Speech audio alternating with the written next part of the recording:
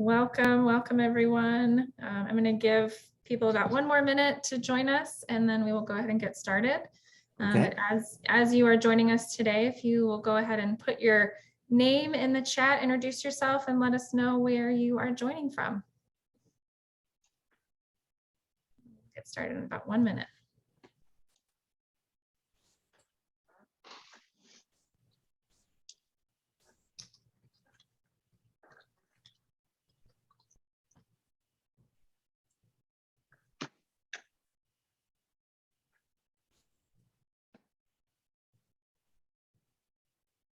All right, so we're going to go ahead and get started. I see people are introducing themselves. That's great. We've got a good mix of people from different areas. So to just jump right in, welcome everyone. My name is Sarah McAllister. I am the Associate Director here at the Office of Alumni Relations, specifically in the Department of Alumni Career and Professional Development. I also have our director, Nicole Bush, joining us, and she will be on the tech side of our session today. So if you're having any technical difficulties, if you have any questions about just kind of your Zoom experience, please feel free to direct message her. Before I introduce our speaker for the day, I want to cover just a few housekeeping logistics. This session is being recorded and will be uploaded to our YouTube channel that we will drop in the chat for you to check out. You can also go to that channel to see any of our previous professional development series sessions as well. So that's always there. And throughout the session today, John really wants this to be a conversational, interactive experience for all of us. So feel free to put your questions in the chat whenever they come into your brain, and then I will ask those with John when there's kind of a natural break in the presentation. And then there will also be time at the end for discussion and questions. So please don't hold back. Let us know what you're thinking and what your questions are. So with that, I'm gonna hand it over to John. He's gonna introduce himself in the way that he wants to, and then we will get right in. So thank you for joining us, John. I'm so excited to have you here. I appreciate it, Sarah. Thanks for having me. And I really never thought the day would come that Tulane University would have me speak to a group such as this. It's an honor. It's amazing, actually. I graduated in 1986. I started with a traditional career path, going to a large New York City law firm, Chadbourne and Park. But I quickly recognized that a traditional law career was not something I was interested in. I really wanted to do something more entrepreneurial, something that would leverage just other interests that I had. I have a financial background. I worked in public relations and communications as an intern when I was in college. So I had it always in the back of my head to try to do something a little bit different. And the opportunity came. It came in 1990. This was a long time ago. This was when there was a credit crunch. The banks were calling loans. Commercial borrowers were in trouble. I was fortunate to be on the other side. I was on the bank side of workouts, turnarounds, bankruptcies. Picked up enough expertise that I could put up a shingle and say, hey, I'm here to help troubled companies in negotiating with their bank. So I was essentially on the other side. It's like somebody from the prosecutor's office becomes a defense lawyer. And that was for me the origins.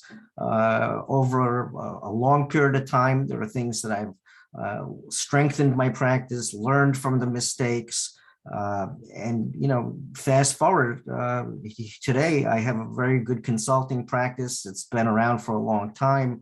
The type of work that I do, it's like a doctor in the emergency room. That's the best metaphor for me. If you have years to work on something, I'm not the right resource. If your time frame is measured in months, weeks, and sometimes even days, I'm absolutely the right resource for anything that involves business transition, most likely with companies that are having some form of financial impediment. That's my background and my sweet spot. So that's a little bit about me. I would like to, today I'm going to cover some of the basic principles that I have found to be really helpful, and perhaps those in the audience will find some of this helpful too. And then I could even show you how it applied to my career, and we could talk about questions and concerns and ideas that you have as attendees. Most of the work I do is with companies that are in trouble, as I had mentioned. There are two sides to that. There are the companies that want to grow by buying businesses that are in distress. A lot of the work there involves successor liability and making sure that the buyer is not going to inherit the problems of the company that they're looking to buy. And other times I'm helping the owner of a distressed company transition from ownership, but not in a way that's adversarial, in a way that's, I call it graceful, a graceful transition, because they want to do something to protect customers, employees, and do the right thing. And those are the two halves of my practice, the growth by acquisition and the transition of businesses in a graceful manner without bankruptcy. So who's in the audience? I mean, I would love to, hit pause and get to know every one of you, but that's just not the format that we're in here today. But I believe that there's, a lot of people here who have, they're trying to find their way in their career, or maybe they're changing their career. Maybe they're looking for ideas. This applies not just to law, but financial, consulting, marketing, sales. You could take almost any subject matter discipline and apply some of these principles. It's absolutely not limited to the particular areas of expertise that I have. So here's where we're going to start. These are the foundational principles. And what I could put on this screen has taken decades to distill. So this is hopefully going to accelerate the progress of those in the audience. And each one of these could be a whole curriculum for a class. But, for today, I'm going to do my best to just introduce these items and then show you how they could be applied. So let's dig in. Unique ability. Now, where is this coming from? I'm going to attribute this to Dan Sullivan. Dan is a genius. He is, and maybe some of you know him. He's well known. If you go online at strategiccoach.com, I took this curriculum for many years. It is meant for entrepreneurs. It changed everything for me, learning about unique ability. And so what is unique ability? Unique ability is not just subject matter expertise. It's the individual skill, expertise, and application of that expertise. It involves passion, it involves learning, it involves what you like to do. You can't apply unique ability to something you don't like. It just won't work.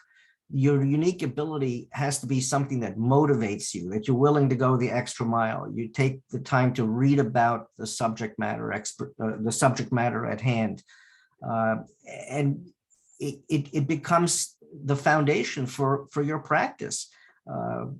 There's no one size fits all for unique ability, but it is worth it to take a look at Dan Sullivan's work.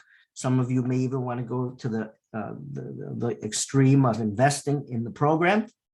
It is similar to a curriculum, like a class, and it's expensive. It's worth it. Highly recommended.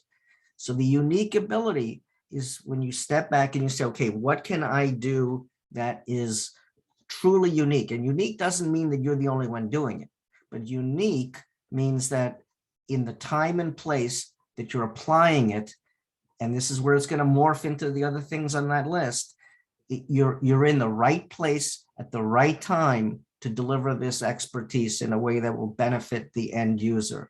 So I know that's kind of like a lot of highfalutin stuff. Bear with me, I'll bring it together as we go. The why me proposition follows from unique ability. What am I talking about? Maybe some of you have read Blue Ocean Strategy, or at least the Cliff Notes version. Highly recommend it. What is Blue Ocean Strategy? I'll give you the one sentence.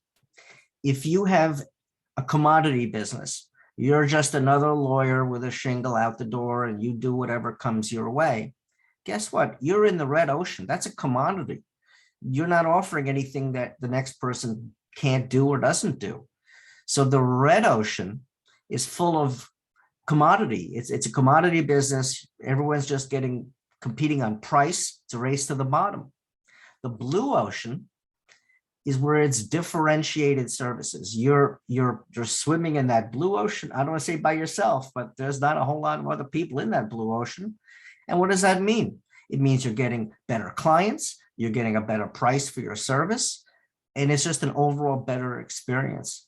So everything I try to do, I always say to myself, am I swimming in the blue ocean with this, or am I going backward into the red ocean? The why me proposition. The why me proposition is directly related to the blue ocean. Why am I in the blue ocean? I'm in the blue ocean because today, I'll give you an example. If there's a company in the printing industry that has too much debt, is thinking about getting out from under by selling the business, and now they're thinking, how do we do this?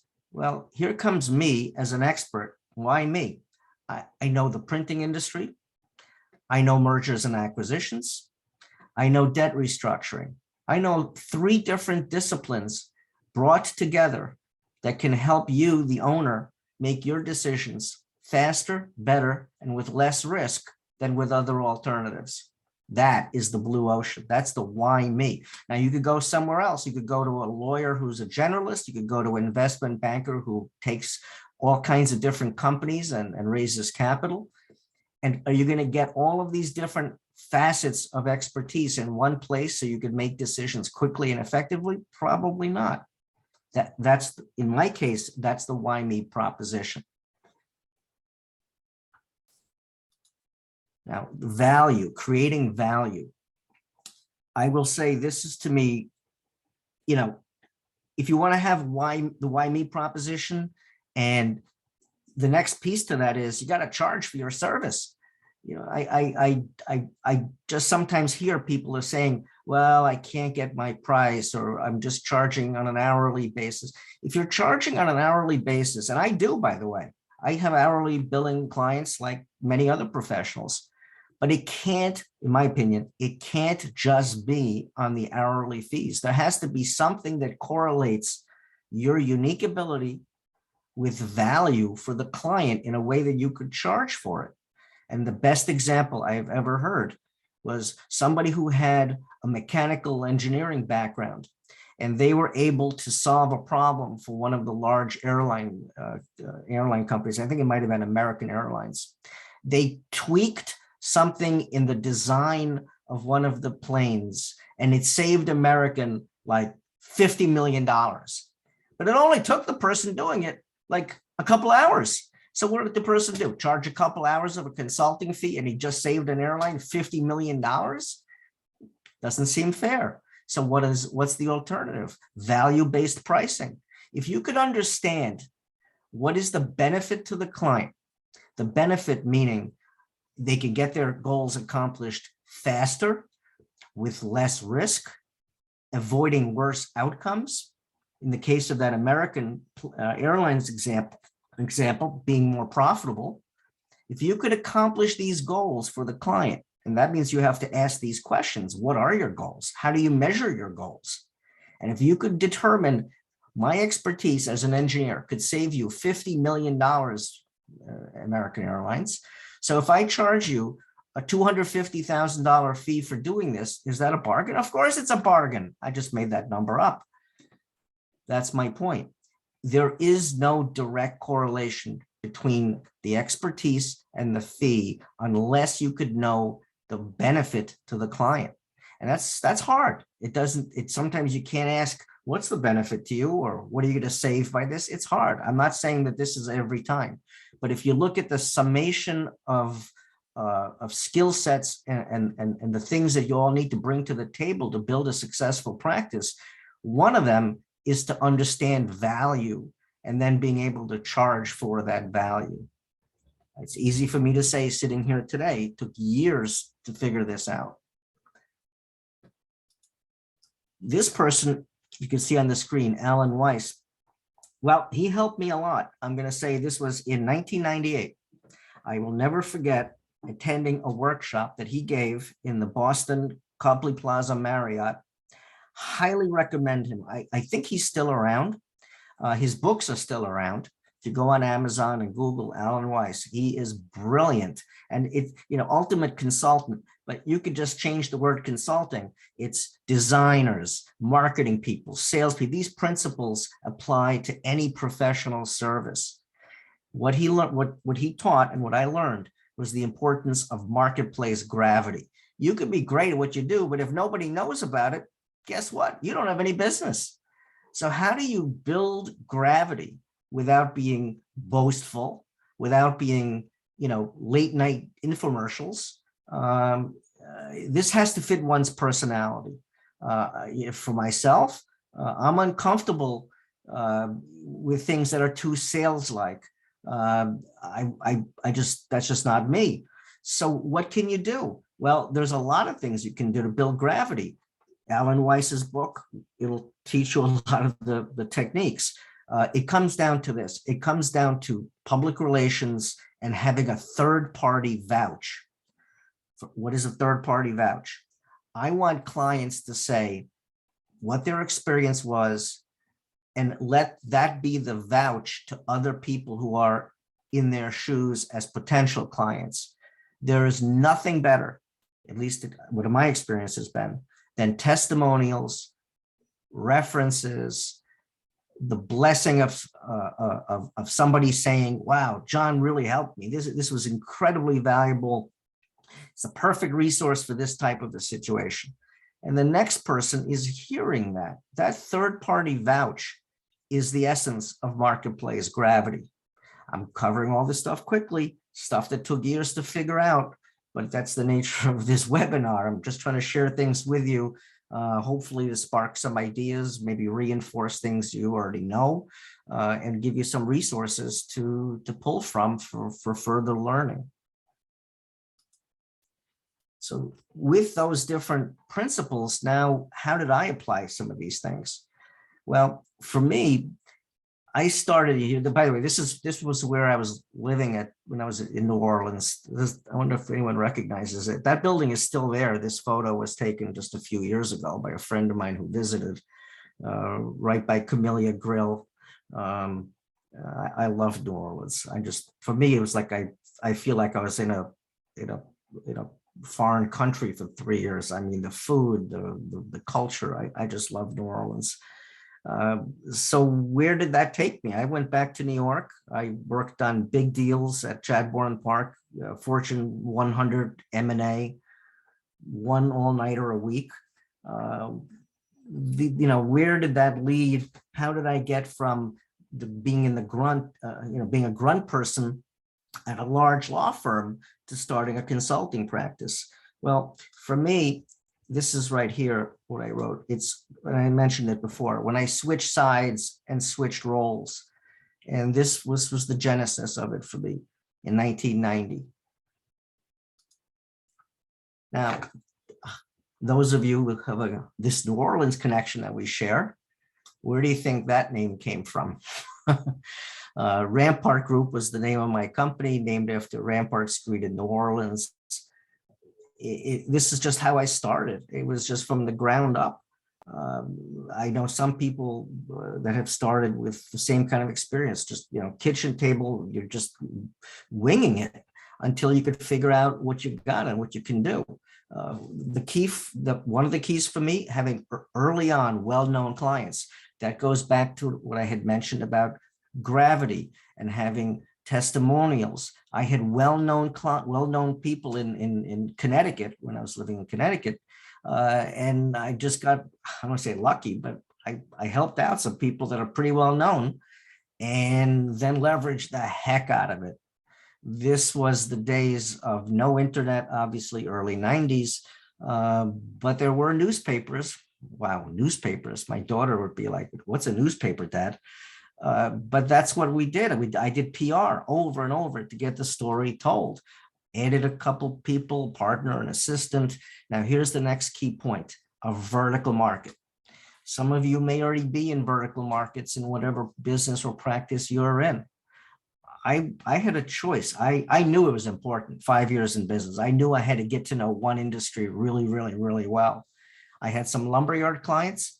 I had some printing company clients. We literally tossed a coin. It was a coin toss that came up printing. And I have to say that was the best thing that ever happened from being able to get into the printing industry as a vertical market. If you have a vertical market, you're almost unbeatable unless you're competing with somebody that shares that vertical market. Sometimes I get calls from people who, hey, can you help me with this kind of industry or that? And I'm like, well, I can, but if there's somebody who's industry specific, I'm not your best resource. Go to somebody who knows the industry. They will be able to understand the situation faster. They'll get up to speed quickly. They'll know what questions to ask that a generalist may not even know to ask. So one of the lessons learned in the career path, as I'm pointing out here, leveraging successes with PR and finding a vertical market. Now, you could say, why would you take the printing industry as your vertical market? It's only going to be around for a couple of years. That's what people told me. In 1997, people said, oh, maybe it's good for another year or two, but it's a dying industry. Well, I'm still here, and most of my income, more than 50%, comes from the printing and graphics industry, where that vertical market choice was made, mid 90s.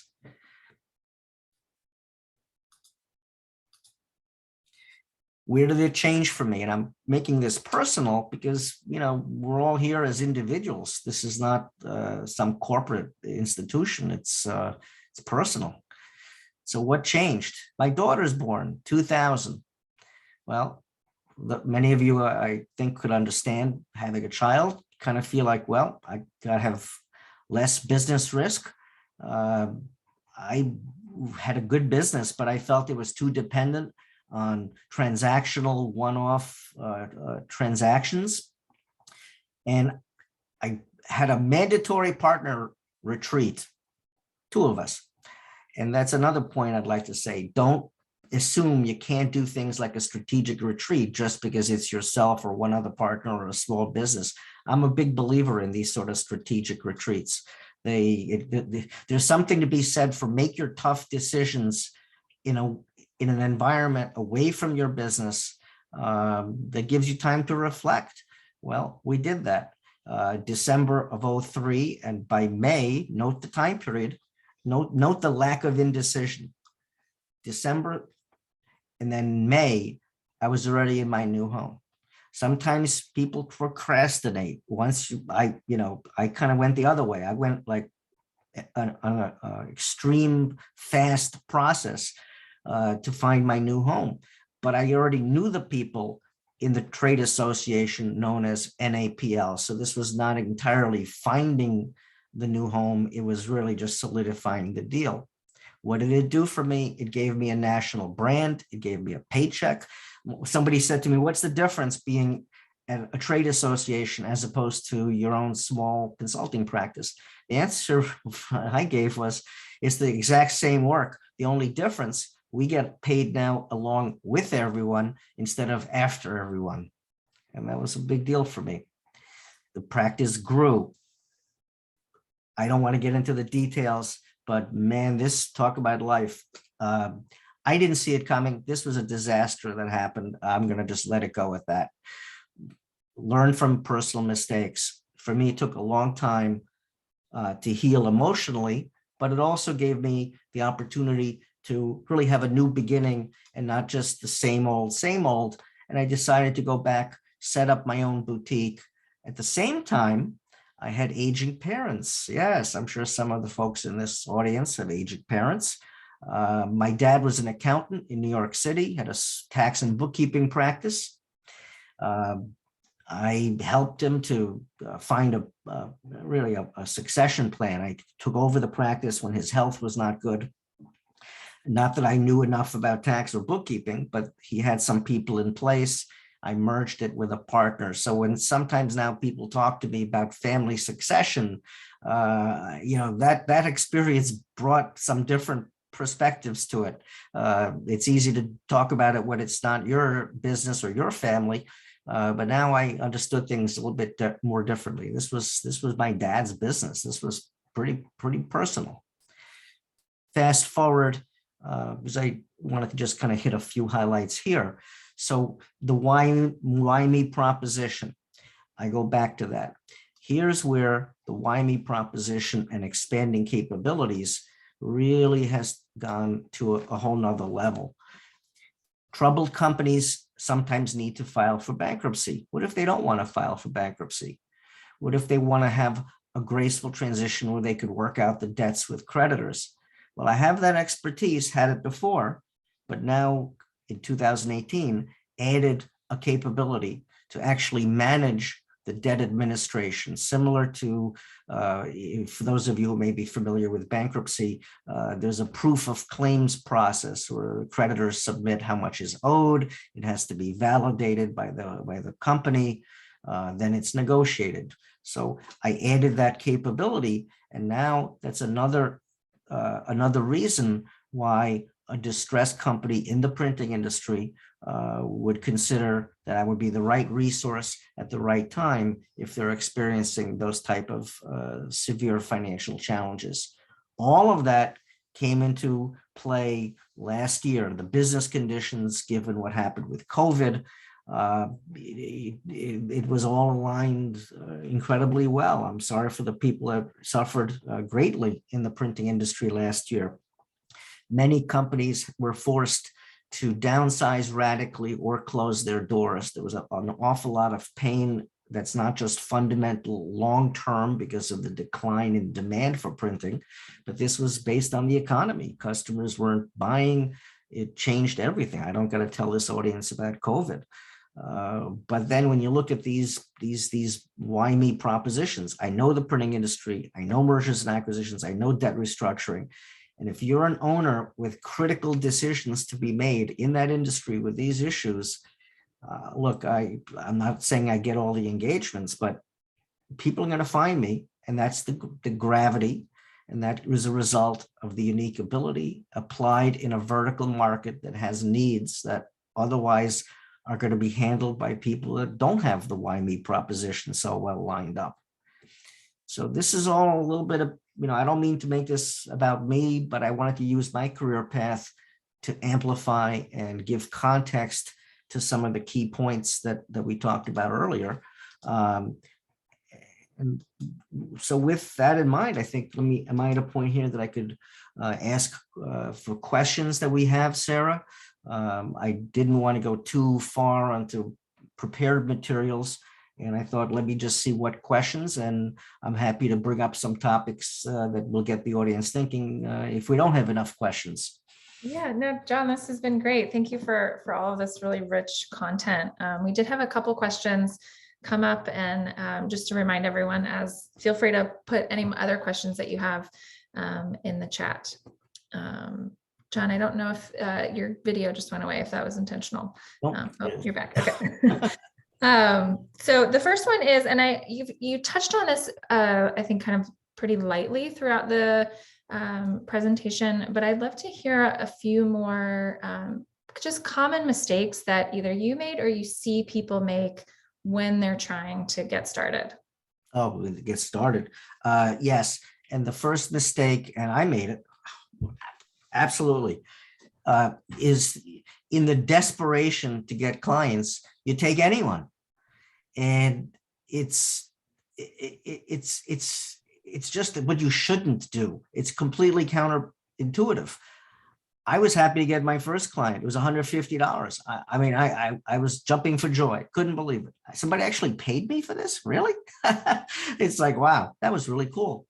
But the danger is that you get the wrong clients, the time wasters, the people that are unrealistic, that they're not going to pay. They think, okay, you're new and I'm going to abuse that. And I'm going to just, kind of, so you just, that's the worst part of starting, is that you get the wrong clients.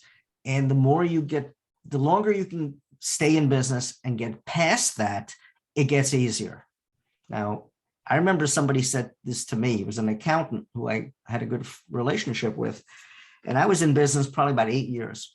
And I remember his name, Norm. Norm says to me, so are you seeing that it's getting any easier for you getting business? And I looked at him, I go, yeah, but it's still a struggle because I'm not in a relationship business. My dad is an accountant. He had the same client base for 30 years.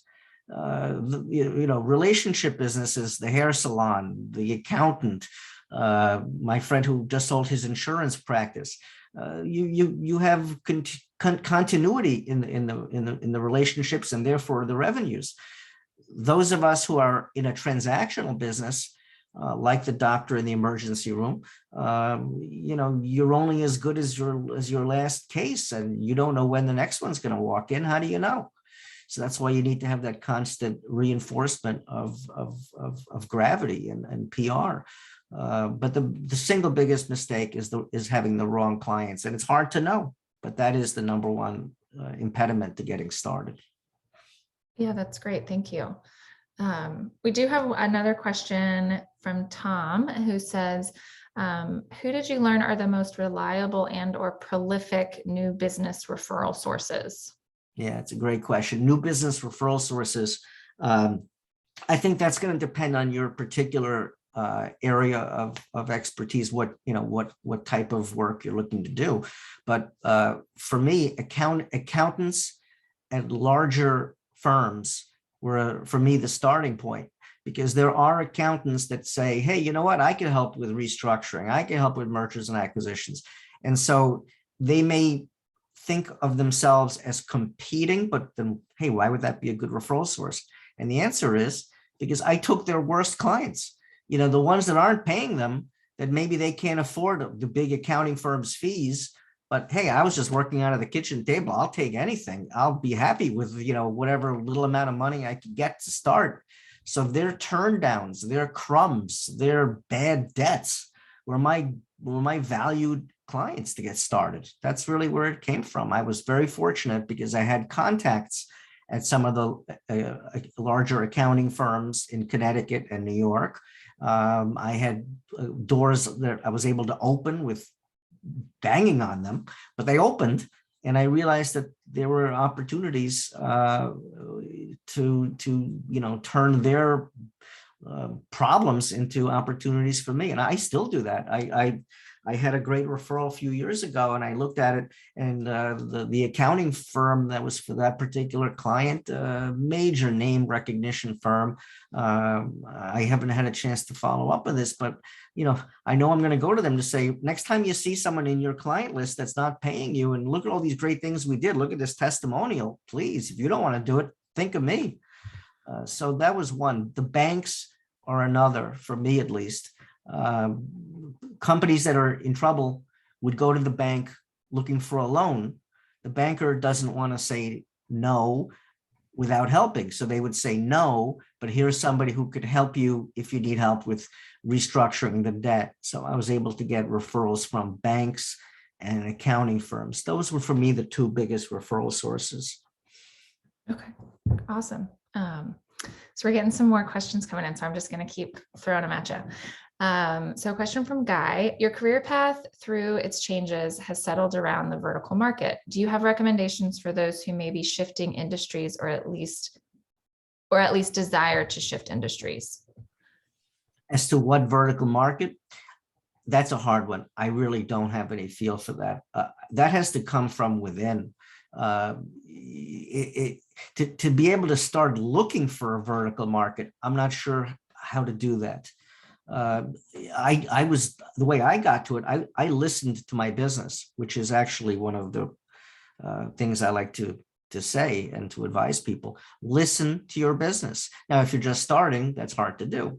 But if you have started, and I was only in business a few years, but all of a sudden I'm noticing, wait a minute, I got 2 or 3 clients that are printing companies, and there's another couple that are lumberyards. I'm like, okay, why? What's going on here? So it was paying attention to something that already was happening, and that helped a lot to determine a vertical market. I don't think I would know how to go find one if I was doing this again. I'm not sure what I would do, but I would have to try to look at it from the point of view of your own self. What are you exposed to? What businesses? What opportunities? What crosses your desk?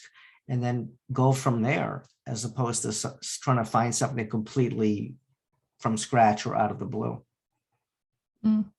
That's great. That makes a lot of sense.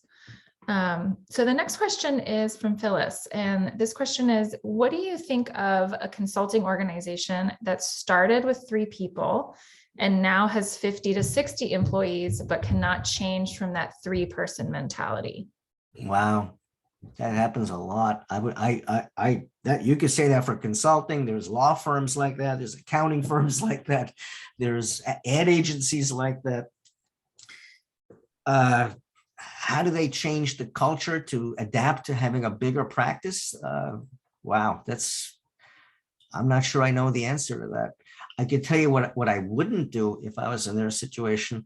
I wouldn't totally give up on what worked to get it going, but I would be mindful of, okay, I would be proactive. What do we need to know differently having a bigger company than we did before? I would try to tap into people who have been there before. What networking, is there a mentorship? Is there some way of finding people who have gone that route before and have built a practice, and see what they say? But if the mindset isn't there, if it's just closed-minded, we're just going to do it the same way, and we're not interested in learning, then you can't change it.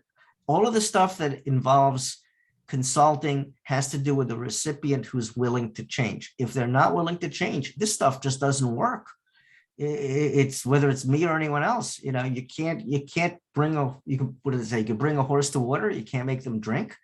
That's one of the skills of a consultant, or in forming a potential new relationship. Is this person a good client? A good client has to be someone who is willing to learn, who admits that they have problems that they can't necessarily solve on their own. And problems doesn't mean necessarily that they're in trouble. Problems could be, we're making 30 million in profits. I'm using American Airlines, not that I ever have a client like that, but we're making X dollars, but we need to make more. But doesn't mean they're in trouble. But the point is, they have a problem. There's a goal. And unless they're willing to get help, unless they're willing to acknowledge, hey, we got to go and get someone here who knows how to do this, it's never going to work. It can't be imposed on someone and say, here's someone who's going to help you. It just isn't receptive. And that receptivity is something to look out for. And actually, there are colleagues of mine, I know they kind of test it. They have questions that they ask prospects to validate that, yeah, this person would be a good client, not just because they pay their bill, but because they acknowledge that there are some challenges and they are receptive to having the advice. It doesn't mean they're going to follow the advice every time. I always tell clients, you could accept or reject the advice. I'm still going to give it to you. I'm going to tell it to you how I believe and what I think.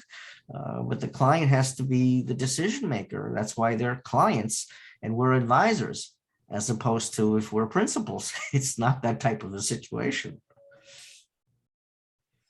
That's really helpful. I'm hearing just from your theme, I think I'm wanting to just a bit paraphrase of so much of the work that you're doing and the recommendations that you're making are around really like being curious about what works for you and trusting the process as it evolves. Does that feel accurate? It does. Yeah. I think that there's a science and there's an art, and the consulting practice, at least that I have, and I think others, it's both. You have to have a feel for it. It's not just, I'm going to use that medical metaphor. It's not just looking at the x-rays and the blood tests and the medical reports. It's the interpretation of them and what's not in those reports, and applying the expertise that only comes from doing it. And the more you do, what do they say? The more you do, the better you get. The better you get, the more you do. And I absolutely subscribe to that belief. And over time, you feel more confident in your ability to assess situations. I know early on, I didn't have that. I'm like, well, what do you think this person should do? I'm like, I don't know. But over time, you get more comfortable, and that's part of it's part of the unique ability. Stay within the area that you're good at, that creates passion, that you want to learn more. And the more you do, the better you get. And like, the better you get, the more you do. Something like that, however that's said. I think you nailed it. Something. Yeah, no, thank you. In terms of so this is a question around marketing. Do you utilize social media for PR? And if not, how can you just talk through marketing? I wish I did more. I don't think I'm doing nearly enough with social media, and but what worked, what still works, is having press releases. I really find that if you don't have a vertical market, that's hard to do. But if there's a vertical market, you can do really well with getting a media list and getting press releases out and populating the conferences, the influencers, the social media of that vertical market. Somebody's going to be going to take advantage of that vertical market. It may as well be you. If there is one, and not every industry has that, but the more someone could define the universe from which they are looking for client opportunities, the more specific, but I think the easier it is to use whatever means for marketing, whether it is PR, whether it's direct mail, whether it's social media. The more generalist it is, I think that's harder. The more narrow, the more you find your candidates in a certain place. That could be defined by geography. It could be defined by the size of the companies. A friend of mine, I mentioned him, he sold his insurance agency. He would always tell me he's not going to do any marketing outside of his area in Connecticut. Just if it was business in Connecticut, he was there. If not Fortune 500, but family owned, privately held business, he's there. But if I said, hey, you want to go to an event in New York? Nah, not really. So you could use different filters. It doesn't have to be a vertical market. It can be based on geography, it could be on the size of the company. But the more you could organize your thoughts to create some, I guess, clarity on where you're looking to make a mark for yourself, that's probably the first step, rather than something that's just generally thrown out into the wind. Mm-hmm. Great. So that was all the questions that we have for right now. I wanted to check in with you if there were any final thoughts or things that you wanted to touch on before we wrap up. I'd like to ask a couple of questions. Is anyone what are some unique abilities in the audience today? Who has a unique ability that is worth talking about? I'd like to hear.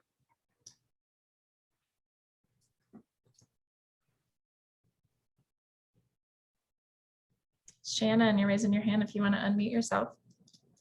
Sure. My consulting work is a side gig and it's a little bit different, but I've found it to be in extreme demand right now. I basically am one of maybe 5 to 10 people in the United States doing expert witness work and hearing, tinnitus, things like that. But my problem is I'm limited by Maryland law, which limits my expert witness income to 25% of my professional income. So I kind of turn down way more clients than I take on. Wow, that's interesting that there's a state law affecting that. Wow, that's really interesting. Can you replicate it in other states? But probably not, because you'd have to be licensed in those other states, I suppose. So right now, actually, you don't, because almost all depositions and testimony are taking place virtually, and you just have to be licensed in the state where you're doing the work. So I do it from home, and it works fine. I have to check the state laws for each state, but also because I'm in the DC area, I have multiple licenses anyway. Right. Wow. And how about in terms, the other question I would ask, who has a good why me proposition? I'd like to hear one from the group, somebody who's really could walk in and what's the pitch? Somebody's got to give me one. No takers. Well, just Allison.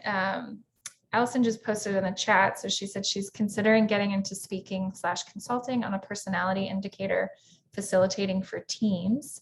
Right now, specifically working in student affairs and higher education realms. Wow. Well, now we're talking about stuff I have no idea what to talk about. That's there's so many niches and areas. It's fascinating. I mean, I just happen to fall into my little world of stuff, but it's really interesting to hear what's out there. It's one of the reasons why I enjoy these sort of webinars and getting to know people. I miss being able to do this stuff in person, but that's a whole nother story.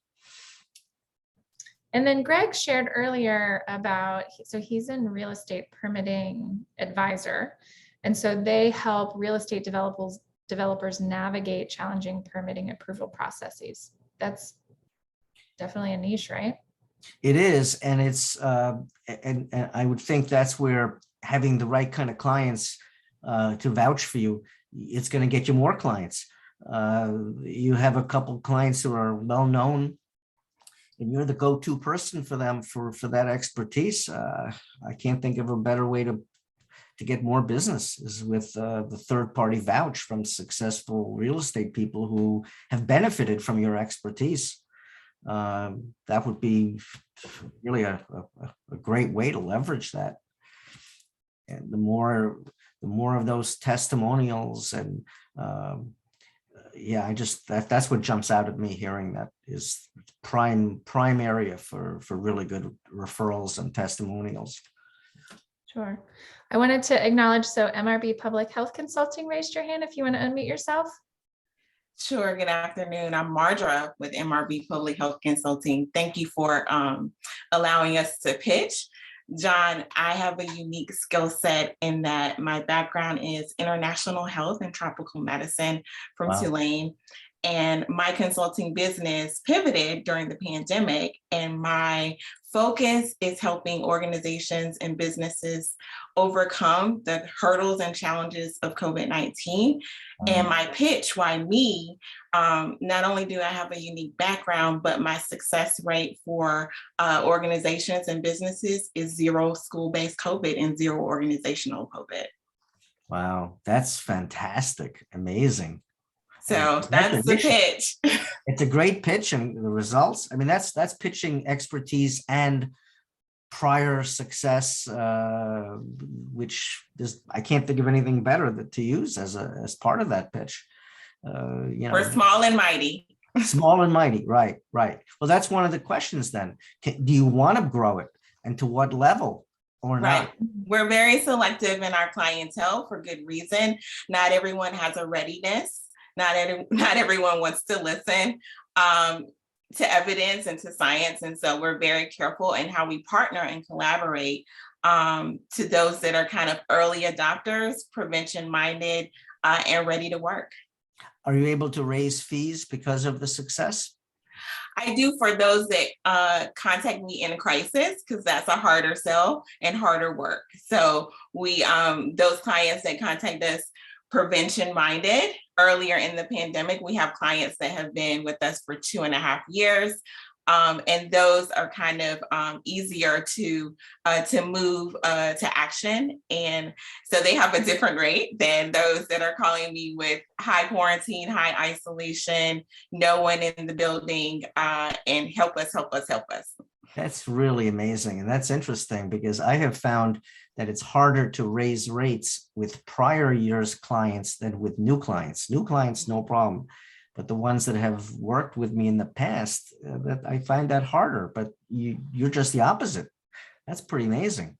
Well, I think it's proof positive that, we're kind of a boutique-ish consulting firm, and we try to, we have a very direct touch, a very consistent touch with our clients, and they really appreciate that. So a lot of them are educators, or, they're doing what they do best and let us do what we do best. So the personal touch is part of the YU proposition. Right. They're not getting put into a big bucket of staff that it becomes a little bit less personal. Absolutely. They're getting direct, Absolutely. they're getting it, like you said, it's a boutique. They're getting the advice directly from the people that have the expertise. Right. And a lot of them are tired. It's been a long journey all these 2 years. And so we focus on the things that we can control. I work in a lot of southern states where policies and protocols are not in alignment with science and best practice. And people often wonder, how do I get the results that I do? And I would say, I'm a hard worker, and relationship management is key to anything that you do in consulting and in life. Absolutely. It's interesting. I think of COVID businesses, who has done well, and others obviously that are in horrible shape because of COVID. But I guess you're on that list of success stories during COVID, right there with psychiatric professionals and bail bondsmen. Those are the ones that I've heard are doing very well.